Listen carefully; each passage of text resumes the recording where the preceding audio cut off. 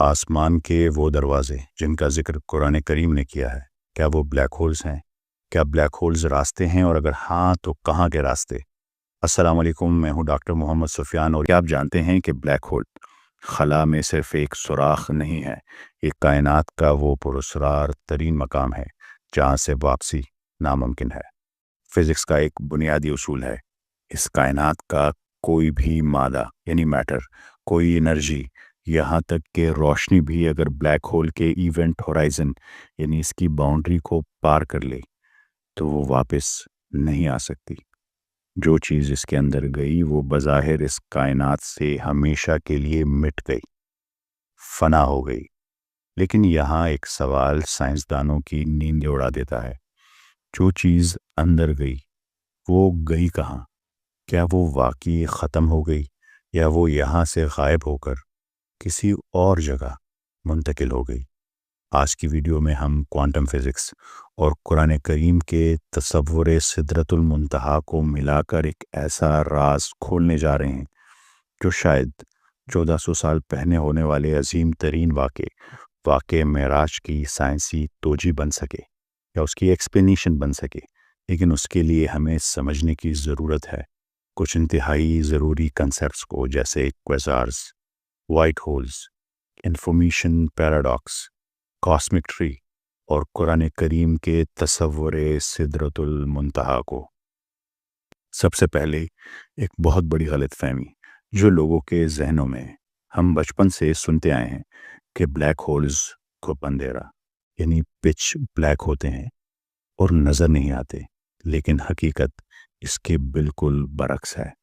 کائنات کی سب سے روشن چیز جسے کویزارز کہتے ہیں وہ بھی دراصل میں ایک بلیک ہول ہی ہوتا ہے۔ لیکن بلیک ہول اتنا روشن کیسے ہو سکتا ہے؟ اسے ایک سادہ سی مثال سے سمجھیں۔ جب آپ اپنے دونوں ہاتھوں کو بہت تیزی سے رگڑتے ہیں تو کیا ہوتا ہے؟ فرکشن کی وجہ سے گرمی پیدا ہوتی ہے۔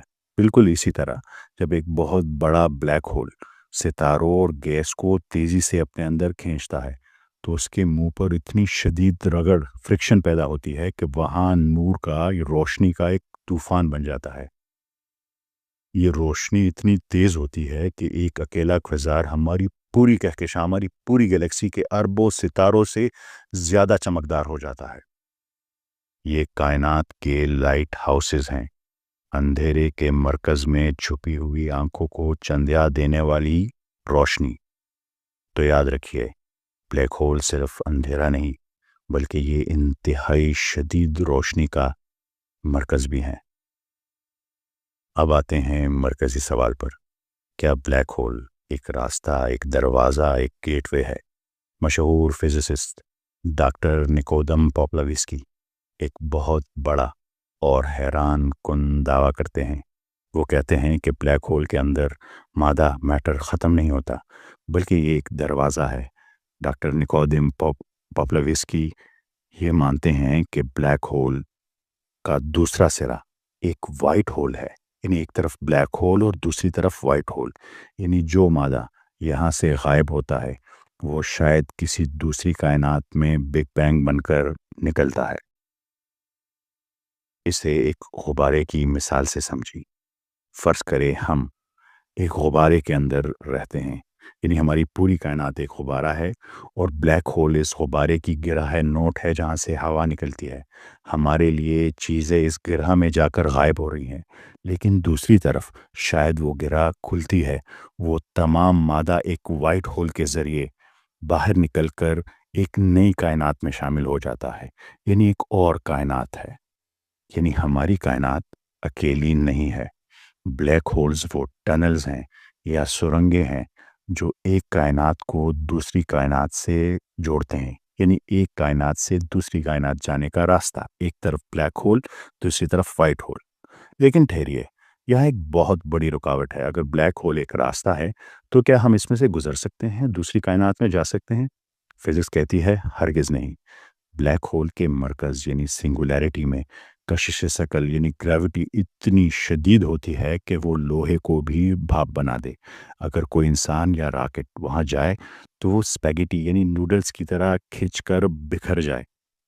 کوئی بھی مادی جسم، میٹر سے بنا فزیکل باڈی وہاں زندہ نہیں بچ سکتا۔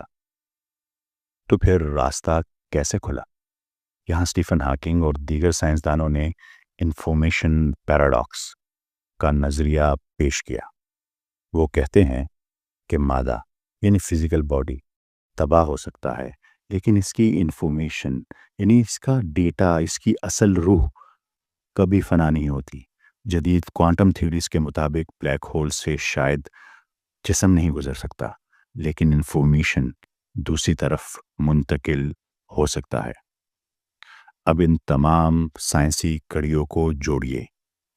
بلیک ہول ایک ایسا راستہ جہاں مادہ فنا ہو جاتا ہے مگر انفارمیشن گزر سکتی ہے۔ وہاں شدید ترین آنکھوں کو خیرہ کرنے والی روشنی کوازارز ہیں، اور وہ ہماری آخری حد ہے، یعنی باؤنڈری ہے، اور وہ ایک راستہ ہو سکتا ہے ایک کائنات سے دوسرے کائنات میں جانے کا۔ اب قرآن کریم کی سورہ نجم کھولیے جو واقعہ معراج کا ذکر کرتی ہے۔ غور کیجیے اللہ تعالیٰ نے بات کہاں سے شروع کی۔ وَالنَّجْمِ اِذَا ہَوَا، قسم ہے ستارے کی جب وہ گر جائے، کولیپس کر جائے۔ سائنس کے روح سے بلیک ہول بننے کا عمل یہی ہے۔ جب ایک ستارہ اپنی موت پر گرتا ہے، کولیپس ہوتا ہے، تو بلیک ہول بنتا ہے، یعنی معراج کے سفر کا آغاز ہی بلیک ہول بننے کے اشارے سے ہوا۔ غور کیجیے، ستارے، کہکشائیں، گلیکسیز اور یہ اربوں خربوں نوری سال تک پھیلی ہوئی کائنات، یہ سب صرف ہمارا پہلا آسمان، ہمارا فرسٹ اسکائی ہے۔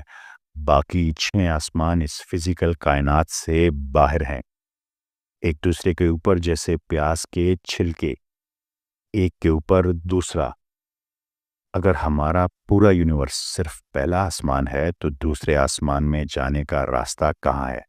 جیسے ہم نے اوپر بیان کیا، سائنسدان کہتے ہیں کہ شاید بلیک ہولز وہ ٹنلز ہیں، وہ راستے ہیں جو ہماری اسپیس ٹائم یعنی پہلے آسمان کو پھاڑ کر ہائر ڈائمنشن یعنی دوسرے آسمان اور دوسرے سے تیسرے اور ایسے ہی جوڑتی جاتی ہے۔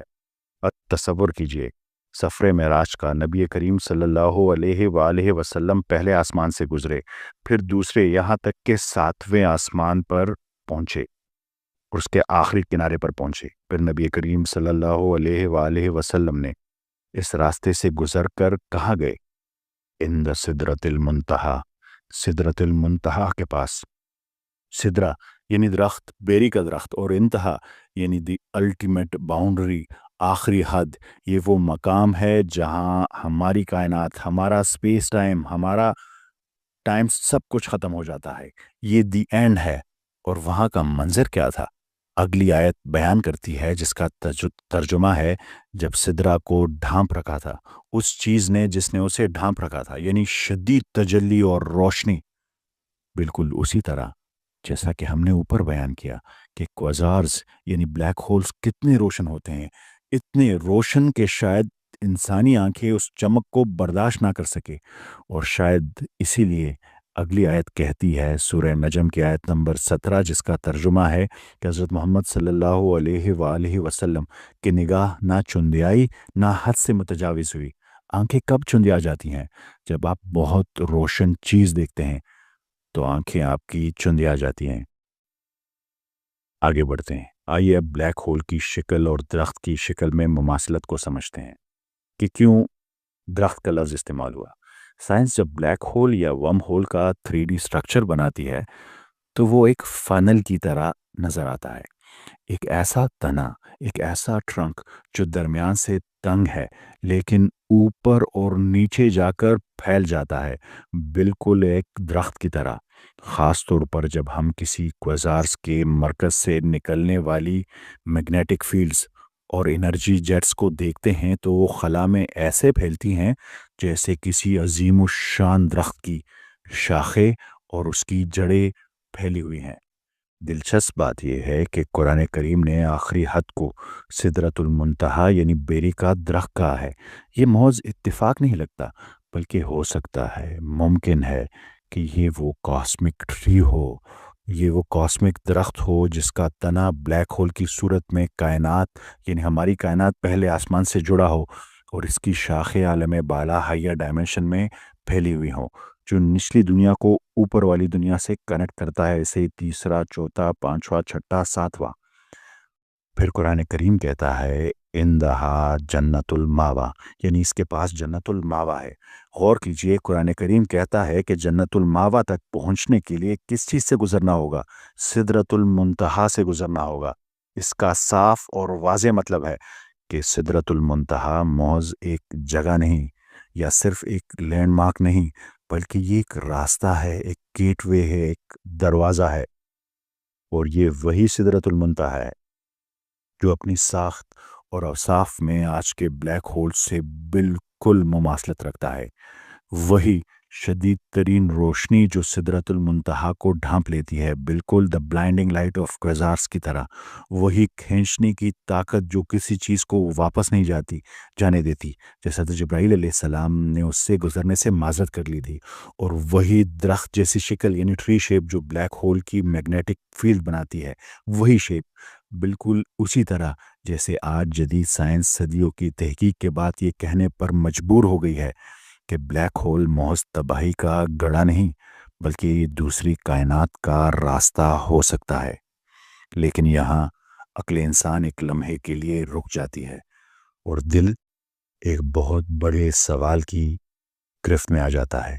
یہ 2026 ہے، ہمارے پاس ناسا ہے، جیمز ویب ٹیلیسکوپ ہے، اربوں ڈالر کے سپر کمپیوٹرز ہیں اور ہزاروں سائنسدانوں کے دماغ ہے۔ تب جا کر ہمیں معلوم ہوا کہ ستارہ مرتا کیسے ہے، بلیک ہول بنتا کیسے ہے، اور کویزارس کی روشنی کیسی ہوتی ہے۔ تو پھر سوچئے 1400 سال پہلے عرب کے اس تپتے ہوئے صحرا میں، جہاں کوئی لیبارٹری نہیں تھی، کوئی ٹیلیسکوپ نہیں تھی، جہاں فزکس کی الف بے سے بھی کوئی واقف نہیں تھا، وہاں ایک ذات مبارکہ صلی اللہ علیہ وآلہ وسلم کی زبان سے ایسے الفاظ کیسے ادا ہوئے جو آج کی کوانٹم فزکس کو نچوڑ دیتی ہے۔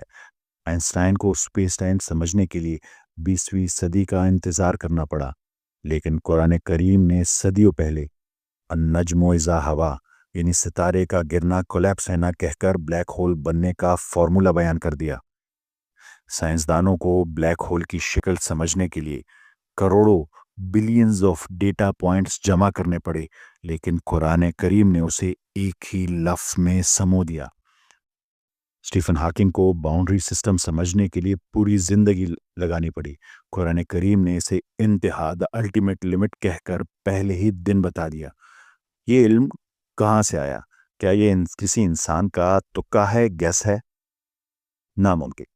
ایک تکا، ایک گیس لگ سکتا ہے، دو لگ سکتے ہیں، لیکن اتنی پیچیدہ سائنسی تفصیلات، اتنی باریکی، اتنی درست اصطلاحات، یہ انسانی دماغ کی پیداوار نہیں ہو سکتی۔ یہ اس بات کا کھلا اور روشن ثبوت ہے کہ یہ الفاظ اس ہستی کے ہیں جس نے بلیک ہولز کو تخلیق کیا ہے۔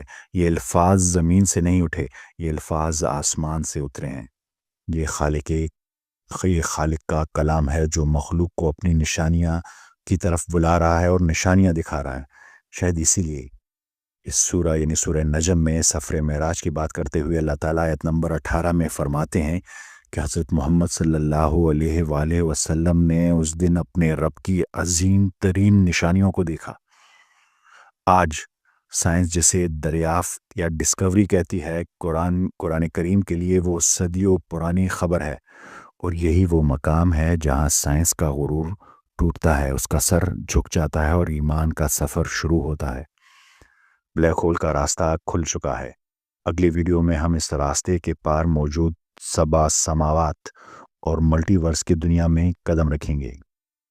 اگلی ویڈیو میں ہم جانیں گے کہ قرآن کریم کے 7 سماوات یعنی 7 آسمان اور اسٹیفن ہاکنگ کی لمیٹڈ ملٹی ورس تھیوری کس طرح ایک ہی حقیقت کے 2 نام ہو سکتے ہیں۔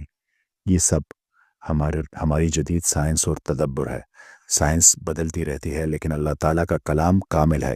ہم یہ باتیں صرف اس لیے ڈسکس کر رہے ہیں تاکہ اللہ تعالیٰ کی قدرت کی وسعت کا احساس کر سکیں۔ اللہ تعالیٰ ہماری کوتاہیوں، ہماری کمیوں، ہماری کم علمی کو معاف کرے۔ اگر ان الفاظ نے آپ کے دل پر دستک دی ہے تو اس ویڈیو کو ضرور شیئر کریں اور میری ٹیم کا اور اس سفر کا حصہ بنیں۔ آپ سب کی سماعتوں کا بہت شکریہ. ہم ملیں گے اگلی قسط میں. اللہ حافظ.